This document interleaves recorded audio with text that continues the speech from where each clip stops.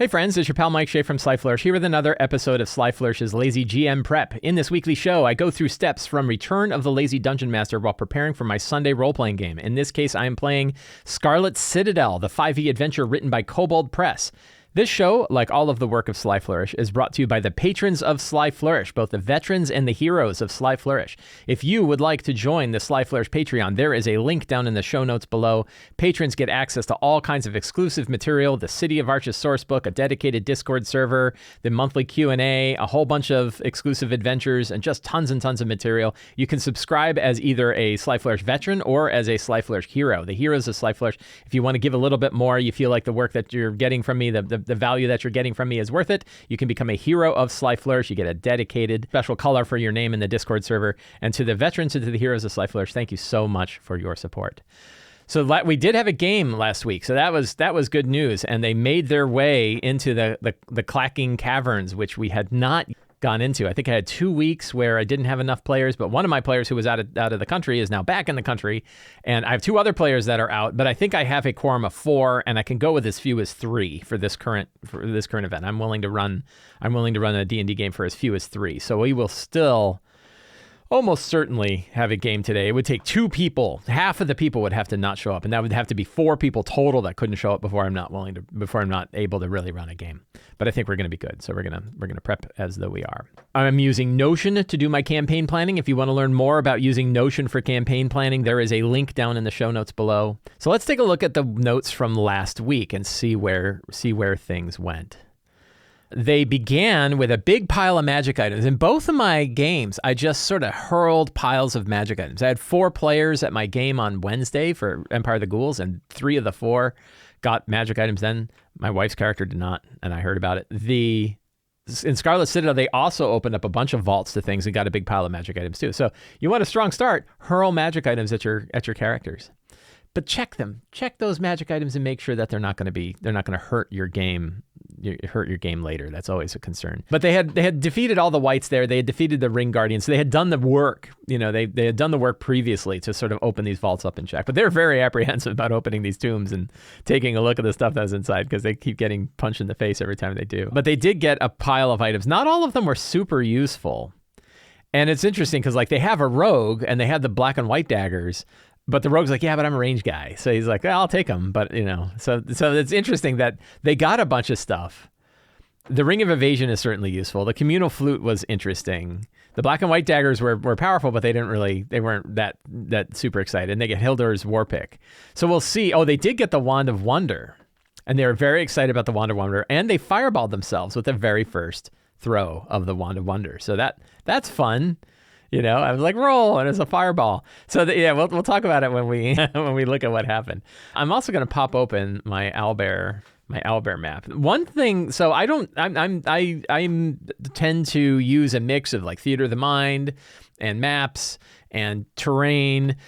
I usually use a spread of different tools and technologies for running a game. I promote theater of the mind so heavily, not because I think it's what we should use all the time, but I think I promote it because I like to have lots of options available. I think that we as GMs should have lots and lots of tools available to help share the stories that we're sharing.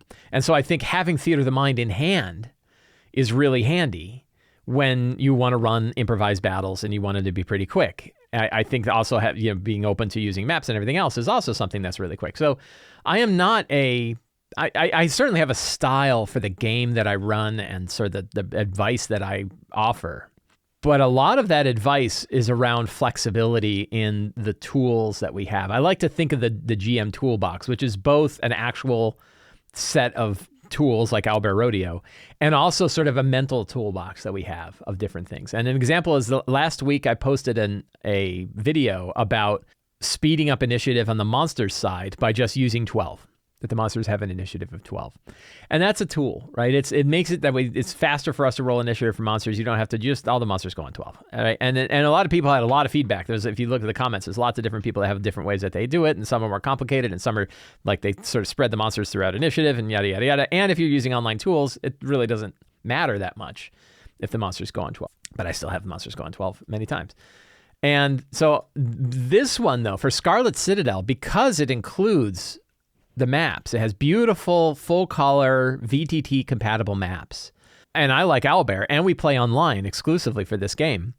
I'm very excited to say, sure, we'll primarily be playing using the maps. We're going to, for both exploration and for role-playing and for combat, that the maps are not combat maps. The maps are maps of the whole environment, and we can still see where everybody is. And for this game, I think the players and I keep the map up almost the whole time. The only time we don't, even when they leave and they go to like Red Tower, which is the sort of hub city for this, or the hub town for this adventure, I still have a map of Red Tower that I bring up with tokens and icons to show where people are. So it's very much in this one, I'm using this pretty heavily, and that means other things too. It means like I use the combat tracker. We have the initiative tracker in here. I use that one instead of using like even my own initiative tracker because it's kind of built in. So I think that's just kind of interesting. So the characters didn't get particularly far. They made their way down this tunnel to the clacking cavern. They explored this tomb up here. I don't remember if there's anything. I think that was where they found the wand. They found the Wand of Wonder in that tomb, and they hadn't attuned to it yet. But I was like, oh, you can use it. And then they got attacked by some stuff. What did they get attacked by? Was it, they saw the clacker beetles, but they didn't get attacked by clacker beetles. They got attacked by something else. And they were busy. Maybe it's in my icon. The tokens will tell me. I don't remember what the hell it was. It wasn't owlbears. It wasn't trollkin. It wasn't whites. They got attacked by something, and they were dealing with that, and that was pretty hard for them to deal with. Whatever it was they were fighting. God, I wish I could remember. Whatever it was that they were fighting, they were having a pretty hard go of it, and they woke up the tumor troll. Right? We can unhide the tumor troll. And I think it was the other things they were fighting were pretty hard. What the hell were they? I can't believe I can't remember what they fought. It was a couple of things, and it was pretty hard.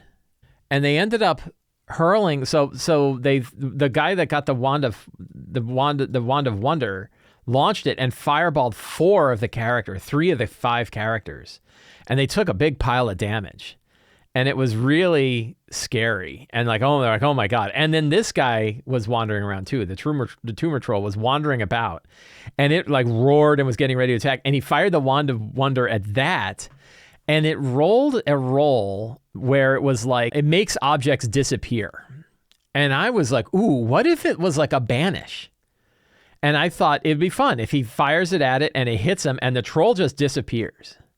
And he's like, huh? And everyone's like, what happened to the troll? And my thought is, for chaos, for fun and for chaos of storytelling, the next time they use the Wand of Wonder, the troll's going to show up with whatever other effect occurs. Right, it's sort of like the mirror, the mirror of trapping, right? The whatever that mirror is that traps people inside. I think that was sort of what the Wand of Wonder did. It trapped them inside.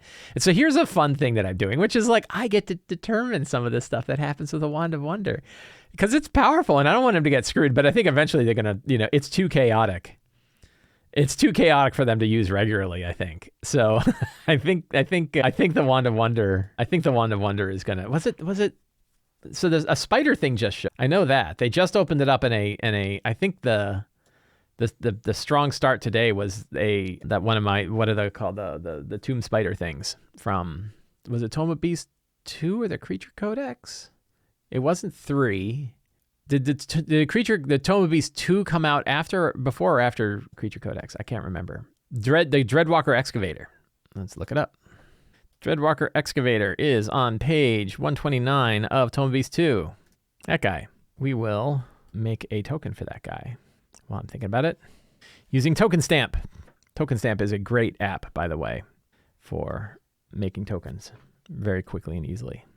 What I like to do big face tokens where you see like a big hunk of their face rather than like the body shot. And then I like to tint the border. Is there a way to make a bigger size? Scale. I don't think that's what I want. Then you download, and we go into our owlbear. We go into our tokens. We click here, new image, and we are going to go to downloads and edit that guy, make it a biggie, and give it a name. Nice big title. Drag that in our Scarlet Citadel folder, and then we drag it onto the map. So I think, yeah, they opened up one of the two tombs in here, and they woke up a Dreadwalker excavator. They still have the Wand of Wonder, and the Wand of Wonder has trapped a troll into it. And I think the next time they use the Wand of Wonder, the troll will pop back out again, and whatever the wand does will also happen. So it could be they fireball their own troll. That would be cool, right? It could be very chaotic. So I think that will be fun. What else? So they opened up some tombs. They got some magic items. They went down there. They're digging around more. They did discover the big blobs, the big water blobs, and saw that they in fact go to other worlds. That there's sort of a frozen one up here, and then there's a warmer one down here. They haven't really figured out that there's stuff in there, and they seem to be not too eager to dork with them. They probably will find the crank somewhere else. I'm gonna note that there's that big crank in the ceiling. So we will definitely do that. Why don't we generate a new session planning template? Let's do that today. Today is 19 March. It's Sunday Scarlet Citadel, and who is out? So we have today's group. So Bart and Dorn cannot make it. So we have Garble, a mushroom folk rogue far traveler seeking a new home for his family. We have Mez, who is going to be kind of distraught at Dorn's appearance. We have Malarkey, tiefling warlock cleric. Mez is a frost elf fighter, parfum. Malarkey, who is a tiefling warlock and cleric of the Weird Weaver. And Skrinkskibbers, a rat folk wizard occultist. So we have 2 spellcasters. So it's a good mix, right? Fighter, rogue, cleric, wizard. I think we have the perfect balanced thing. Now, granted, it's a warlock cleric, but that's still a very straightforward. That's a very straightforward group. So I think that will work out. So good characters. Strong start. Dreadwalker excavator. So Bart and Dorn, I think are just going to off for fun. So normally, and I always argue that when you have players who aren't there, DMs have different things that they do. GMs have different ways that they handle it. And some might say, well, somebody else plays their character. Sometimes it's like the game is canceled if anybody can't make it. There's a lot of different ways to handle it. But the best way, in my opinion, is just let them fade off. Let them fade away. And if you have a story way to do it, that's great. But if you don't, we all know why they're not in the story. And if you keep your story loose enough that it doesn't really matter if 2 characters are gone, then that works really well. But what I'm going to have is I do have a little bit of story, which is the Dreadwalker blasts Bart and Dorn with some kind of ray that pulls them into an internal puzzle cube, and they'll be messing with it. And the next time they mess, whoever messes with the puzzle cube will be able to pop Dorn and Bart back out again. Whoever messes with the puzzle cube at the right point can pop out Bart and Dorn. I think that's fun. So Dreadwalker excavator, and then they'll have to fight the Dreadwalker excavator, and upon defeat, they will find the puzzle cube inside, and they'll be like, wow, Bart and Dorn are in here somewhere. We got to pop this thing out. I think that'll be fun. So what else do we have? So we have the Dreadwalker excavator. I have another idea. We're going to talk about it on the talk show today. If you're watching this video later, we talked about it earlier this week, but the Black Flag playtest 2 came out. And one of the things that it has in the Black Flag playtest is this new option called luck.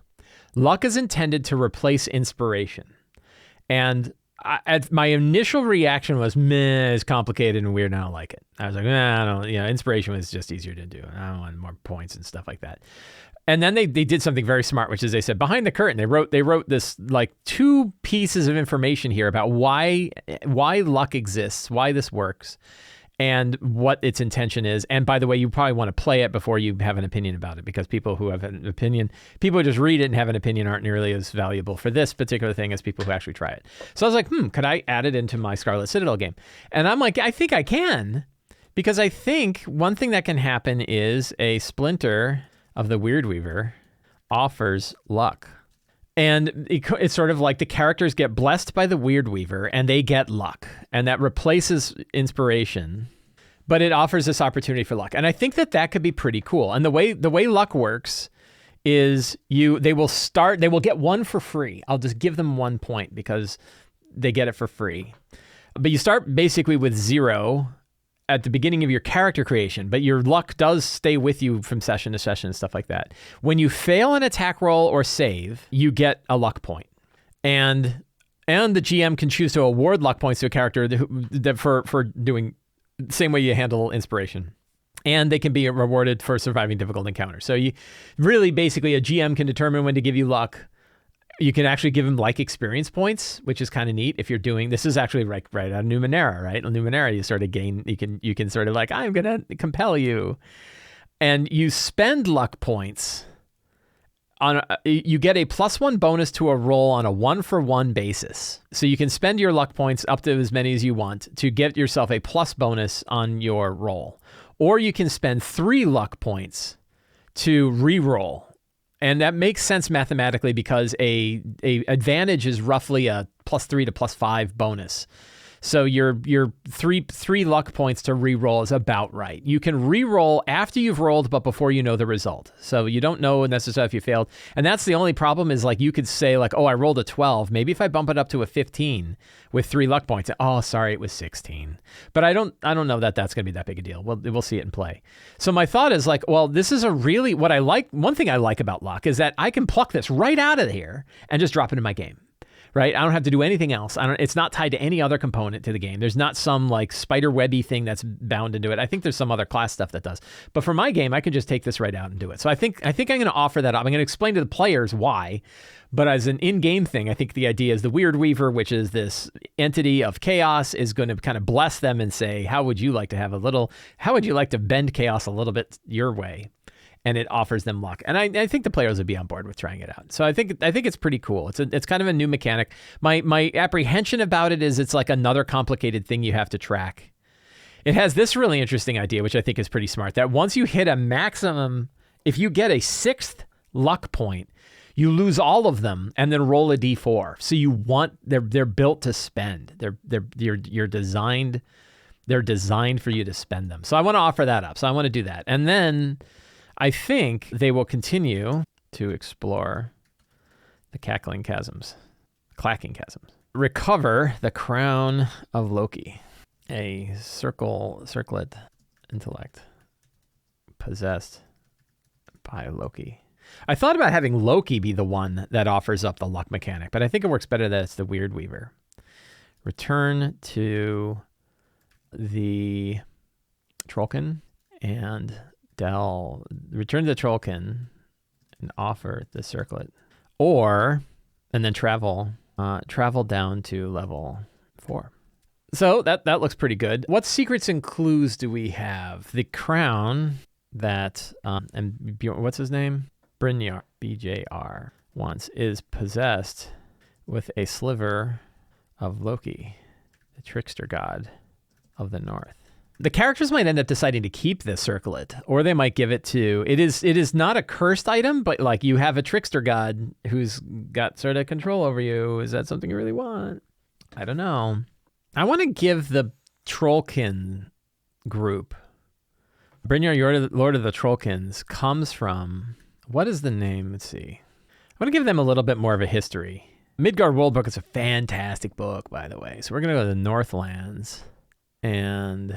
oh, that's handy. It's sideways. Trollheim. So they are a band that has traveled from Trollheim. Maybe they, to the far north, their blood traces back to the Jotun during the foundation of the world. I want to give them sort of a clan name, the Scale Hunters. Scale. What is so instead of bond, what is you don't like them. So instead of bond or brood, or let's see if I've got in my generator, Scale Rend, Drake Hunters, and who particularly don't like the followers of the dragon kind. That's a fun bit of history, I think. So we're going to cheat as we have been doing from week to week now. And I'm going to take a look at the secrets and clues from last week that did not get used. If I do a rewrite of Return of the Lazy Dungeon Master, I am going to mention this. Clearly, it seems like people do it, and I don't think it's so bad. They did learn that. Most of the scouting parties are killed. They did learn that. Thor's hammer is part of a set that includes Thor's gauntlets, Yarn Ripper. They did learn, so let's see. Tricky dwarves secretly serving Loki stole Thor's hammer and gauntlets and moved them to the tomb of the Loki priest. They did find that was so a fun event. This is one where it's like, did the joke go on too long? Is they opened up in this tomb down here, it is a trickster god tomb. And they opened up one of the tomb sarcophagi, or they didn't open the sarcophagi, but they both opened the pots, and they found a glove that had a clockwork mechanism on it that if you turned it and wound it up and then pressed a button in the center would give a shocking jolt to whoever was on the receiving end. And then they found a small leather bag with a valve on it that didn't seem like it would take water, but would take air, and then made a farting sound when you squeezed it. And they said, did we just find a joy buzzer and a whoopee cushion? And then like them questioning the items and like exploring them and us going back and forth about what it could do was probably 10 minutes long. and I kept thinking, like, they're going to find out it's a joy buzzer and a whoopee cushion. And are they going to be sad? Yeah, rubber chicken. Good idea. I think we'll add that to like the treasure. Yeah, rubber chicken. I think that will be fun too. And the idea was like, it's a bunch of like, you know, gag stuff that the priests of Loki put here. But I think that there is a Loki priest. Let's look at the book itself. And I go to Dwarven Barracks. I go to Clacking Chasm. And so they went to the Warlock's tomb. That's where they found the wand, I think. So 322 was the tomb that they just entered. And that's the Clockwork tomb. And I had them, I kind of reskinned this. I was like, I'm not going to have them fight another Clockwork Myrmidon. So I said, we're going to use the Dreadwalker Excavator instead. And instead of they found like normal stuff in there. The Effigy tomb where they found a dead thief. The Elemental tomb, I think, will keep the same. So 6, let's look at 5, 6, 7, and 8. Let's take a look at those. So the Beetle Husk Chamber, and that might be where they fight some Clacker Beetles. 26 is the Warlock's tomb. 27 is the Fountain. 28 is the Opened tomb. 29 is the Thrine of Charon, the Clacker Nest. And I think, so where is I think that probably the last tomb, I think that they will, I think like the Clacker Beetle, what if one of the Clacker Beetles is wearing the headband of intellect? That would be pretty interesting. And Loki doesn't actually like being on a Clacker Beetle head, but it's like a super smart Clacker Beetle that's able to like cast spells and stuff. That would be pretty fun. And it's in 330. That could be a fun secret. Clacker Beetle stole Loki's crown and is wearing it. It commands the other Clacker Beetles and can cast some spells. It probably doesn't speak common, and Loki, the sliver of Loki, doesn't care for the beetle very much. That would be kind of fun. There is a Kobold Press spell casting, the Lem? It's like a spider thing that casts spells. How would I ever find it? Well, I know it's in the Kobold Press books. It is not any of those. Whoops. Oh, why is it doing that? What the hell, man? It was a cool spellcasting spider. It is probably a monstrosity. Leng, L-E-N-G, thank you. Maybe it's not a monstrosity? Spider of Leng, page 365 of the original Tome of Beasts. All right. Do I have the original Tome of Beasts up? I don't think I do. Oh, man, I moved my thing. 365. Look at that guy. Innate spellcasting, can cast Shield, Silence, Arcane Eye, Confusion, Hypnotic Pattern, Stone Skin. Pretty great. And it has like a staff of Ling. See, that's pretty great. I think we're gonna add that. Put that on our monsters. There's a reason why I'm not adding it right here. I have reasons, although I don't think I'm gonna get to it today. So I guess we'll just add it to here. So we're gonna go to my monster database, and we're gonna add it to the EOTG holding pattern. I have to redo these because I redid the database again because I added page numbers. But now it's in my Scarlet Citadel set. Right, there it is. Where is it? Spider of Lang? No, I added it, didn't I? Why didn't it show up? Whatever. We'll keep going. So we got that secret. What other secrets? Oh, we were going to look at other secrets from the previous session. So we got that. Factions of Dara war with one another. We did not learn that. Some of the creatures tied to the third icosahedron are as old as the Citadel itself. I'm going to grab, let's see. We're going to grab all of these and we'll move them in to current the current one, and then we'll look at them and decide, do we need these? Factions that dare war with one of the levels below, they did not know that. Some of the creatures tied to the third icosahedron are as old as the Citadel itself. They did learn that. They didn't learn that they're older.